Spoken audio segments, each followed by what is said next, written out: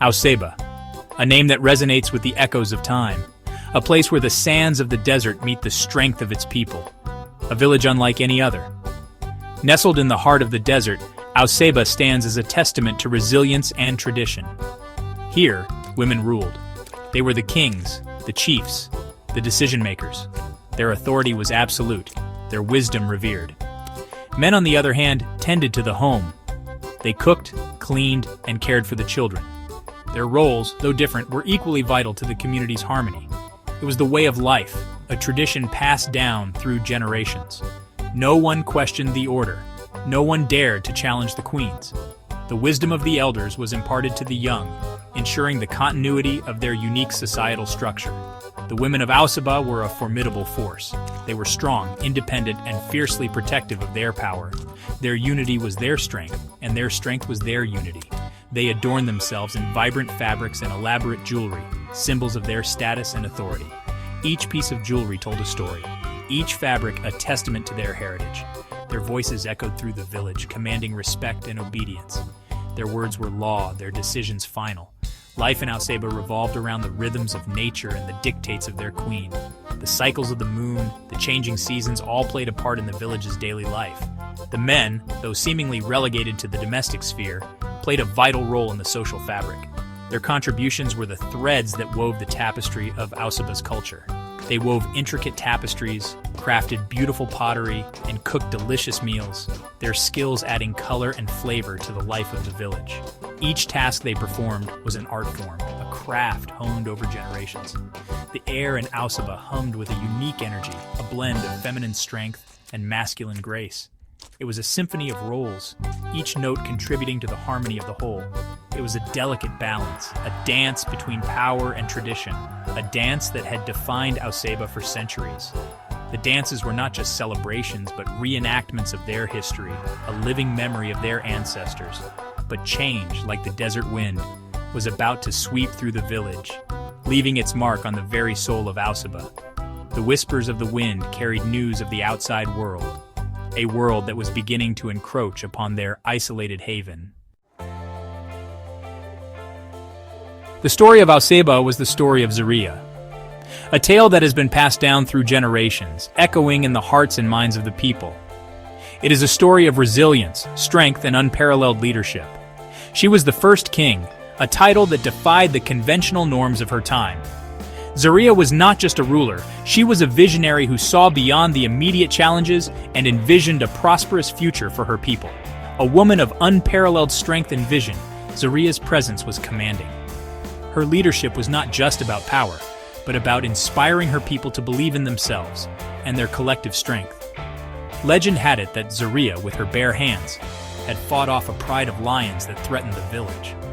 This act of bravery was not just a display of physical strength, but a testament to her unyielding spirit and determination to protect her people at all costs. She had led her people through droughts and famines, her wisdom and courage never faltering. Zaria's ability to navigate through such adversities made her a beacon of hope and resilience for her people.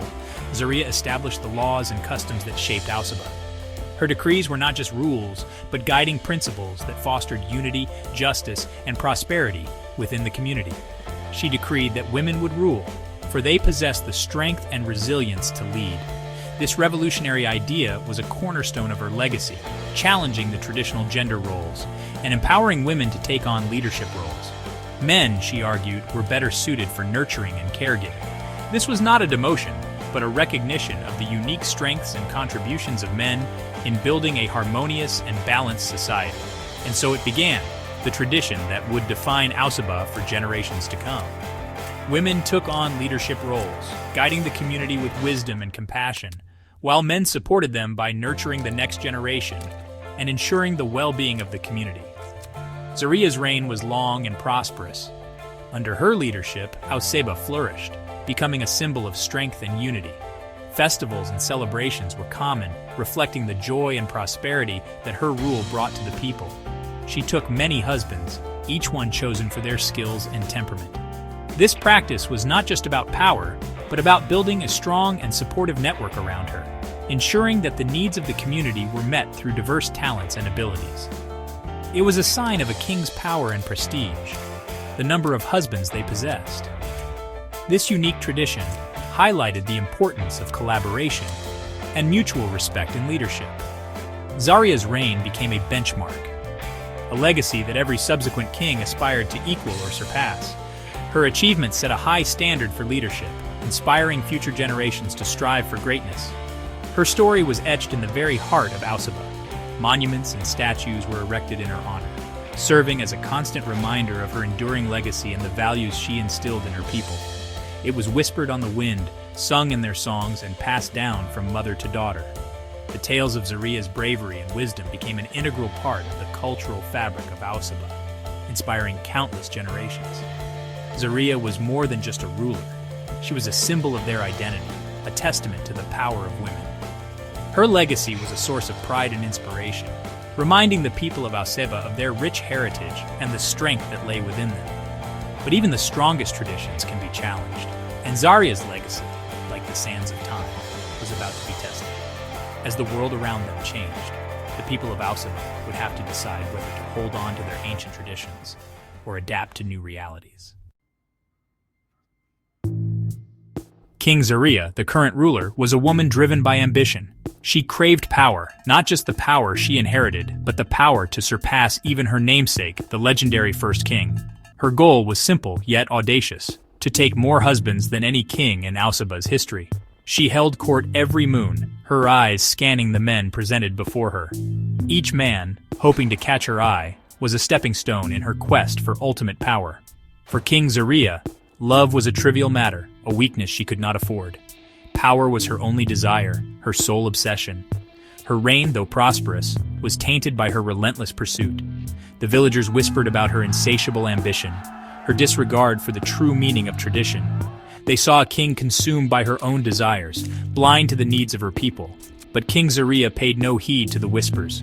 She was on a mission to etch her name in the annals of Ausaba's history. She would be the most powerful king, the king with the most husbands, the king who surpassed even the legend of Zaria herself.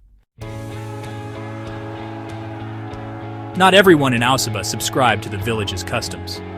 Saro, a man of quiet strength and deep-seated resentment, stood apart. He loathed the tradition that dictated his place in society, the tradition that labeled him as a mere husband, a possession to be acquired. Saro yearned for more. He dreamt of a life where his worth wasn't measured by the woman who chose him, a life where he could forge his own path. He saw the flaws in Ausaba's traditions, the subtle ways it chipped away at a man's spirit, reducing him to a mere shadow of his potential. His resentment simmered beneath the surface, a quiet rebellion against the norms that governed his world. He kept his thoughts to himself, knowing that voicing his dissent would be met with swift and ruthless consequences. But his silence did little to quell the storm brewing within him, the storm that longed for change, for a world where men were more than just husbands. In a village where love was a transaction, where marriages were arranged for convenience and alliances, Uchichi and Adwan dared to be different. They defied the norms and chose each other out of pure love, not obligation. They were the only monogamous couple in Ausaba. A village where polygamy was the norm, and love was rarely the reason for union. Their love was a beacon of defiance against the prevailing norms, a light in the darkness of tradition-bound lives. Their love story was the stuff of legends, a tale whispered in hushed tones, passed down from one generation to the next. It was a story that inspired some and scandalized others, a narrative that could not be ignored. Uchichi, a woman of remarkable beauty and grace, was known for her kindness and strength. She had a spirit that could not be tamed. She had chosen Adwan, a skilled weaver, as her husband. Adwan was not just talented, he was also gentle and wise. And he, in turn, had pledged his heart to her, forsaking all others. Their bond was unbreakable, their commitment unwavering. Their love was a sanctuary, a silent rebellion against the polygamous traditions of their village. It was a haven where they could be themselves.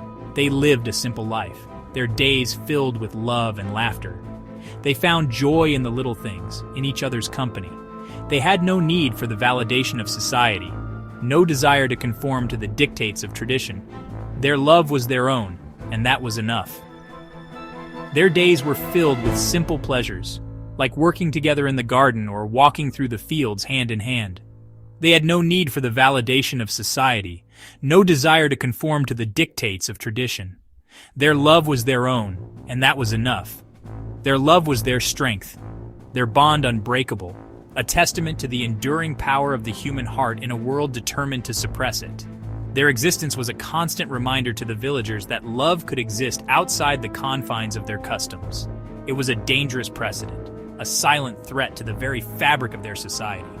But Uchichi and Adwan remained undeterred, their love a flickering flame of hope in a world shrouded in tradition. They stood strong together, their love a testament to the power of the human spirit. Their existence was a constant reminder to the villagers that love could exist outside the confines of their customs. It was a dangerous precedent, a silent threat to the very fabric of their society.